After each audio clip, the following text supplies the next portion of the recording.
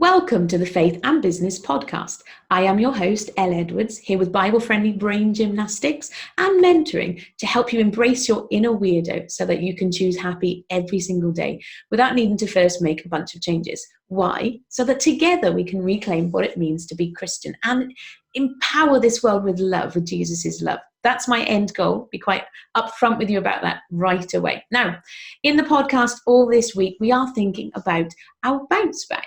You know, those times when life feels a bit difficult. And I started yesterday by reminding you that first and foremost, you need to acknowledge those feelings and that it's okay to feel those feelings. But I did promise you that we weren't going to stay there. We're going to move forward from there and give you some tools and tips. And I was actually reflecting on my own journey. As I was preparing for this, I sat with my notebook and I sat with God and I said, well, what do I do when, life is feeling a bit ugh? And I've had lots of practice. I actually had a phone call just as I was about to start recording the podcast episodes. In fact, that's not strictly true. As I sat down with my notebook to prepare and think about what we were going to share, then my phone rang. And then it was a stressful phone call. And then I was like, now I really need to build my bounce back. And then God went and reminded me of all the things I did. And the very first thing I did was I phoned my mum. And thankfully, my mum said, "What's up?" And I said, "How did you know something was wrong?" "I could tell by your voice." Okay, my mum's good like that. And I hope that you've got someone like your mum, actually your mum or a mum figure or someone who cares about you. And I'd said to her, "Look, is now a bad time? If so, please tell me." No, what's up? And that's the importance. That's the reminder I've got for you in today's episode, really. It's about the power of conversation, the power of community, the power of togetherness. Now, my Bible verse for you for this is from Ecclesiastes. And when I first went looking for this, I thought it was in Proverbs, I'll be quite honest. But it's Ecclesiastes chapter 4, and I've just lost the verse. Where are we? This is chapter 4 from verse 9. It says, "Two are better than one because they have a good return for their labor. If either of them falls down, one can help the other up. But pity anyone who falls and has no one to help them up. Also, if two lie down together, they will keep warm. But how can one keep warm alone? Though one may be overpowered, two can defend themselves." And my favourite bit, a cord of 3 strands is not quickly broken. Now, I noticed something when I read this just before starting to record, which I hadn't noticed before.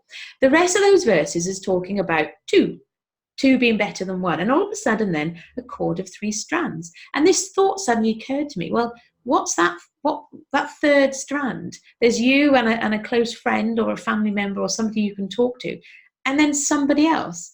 And actually this thought occurred to me, what if that somebody else is Jesus? And so the other reminder through this episode, which when I first sat down to do that, I actually wasn't in my notes, but I'm going to run with it because, God puts these ideas in my head and I've got to believe that, it makes sense. It's biblically sound at least.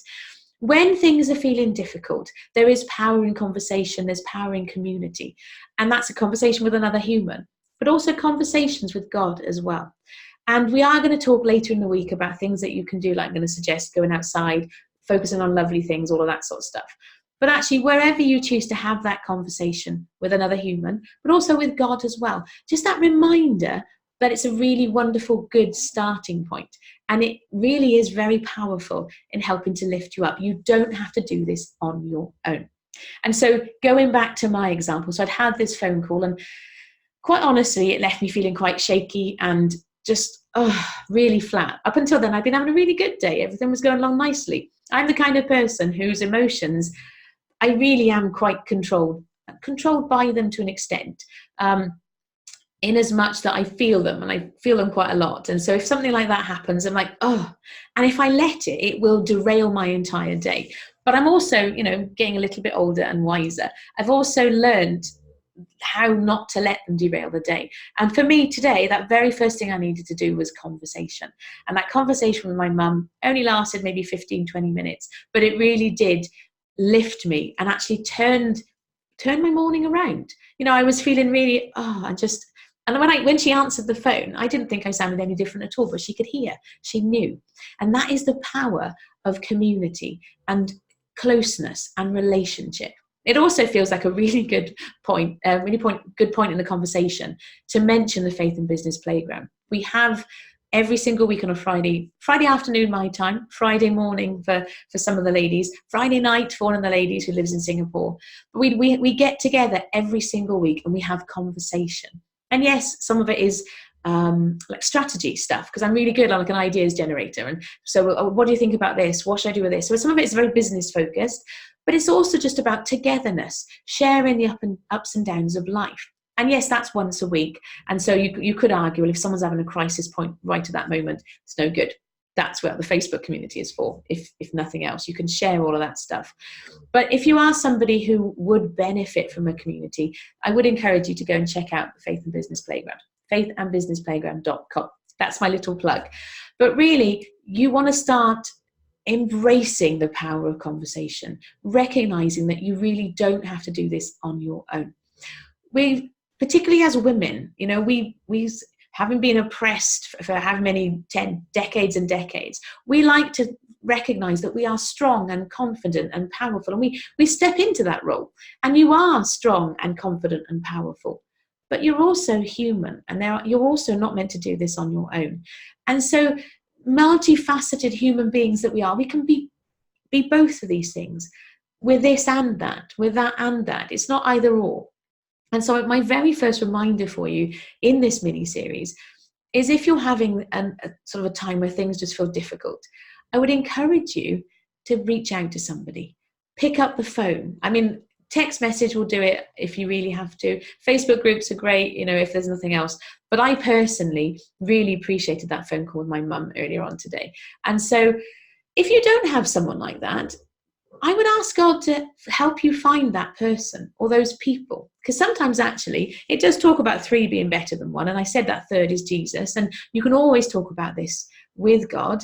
Go outside, have a walk, tell him how you're feeling. Do a Job, pour it all out. He's got really broad shoulders. He can cope with that. But I also think as well, because with the best will in the world, it's not like God's going to sort of like phone you back or pick up a text message, send a text message back. Conversation is a two-way thing, and we do get those answers from the Bible. Before anybody says, yes, but Elle, God speaks to me through the Bible. Yes, I know. And you might say, but Elle, God puts ideas in my head. Yes, I know. That happens to me too. And that's wonderful and amazing. But even Adam needed his Eve, so God created Adam. He was in this perfect relationship with God at that moment in the Garden of Eden. We've got to believe it was the most perfect human experience ever. But God said he still needed a companion. And so I want to encourage you, a couple of things. If you're having a tough day, then reach out to somebody, pick up the phone. The flip side of this as well, of course, is that sometimes if you're really struggling, it can be hard to reach out. So if you're having a great day, I would encourage you to notice those people around you who've gone quiet and reach out to them. It's a two-way thing. And if you don't have that community and those people around you yet, talk to God about finding those people, bring them with you, because you do not have to do this on your own. And of course, like I say, if you want to have an online-based community, there's lots of power in that. faithandbusinessplayground.com. I'll be back tomorrow with the next episode in this series. But in the meantime, thank you for being here. Take care. Bye-bye.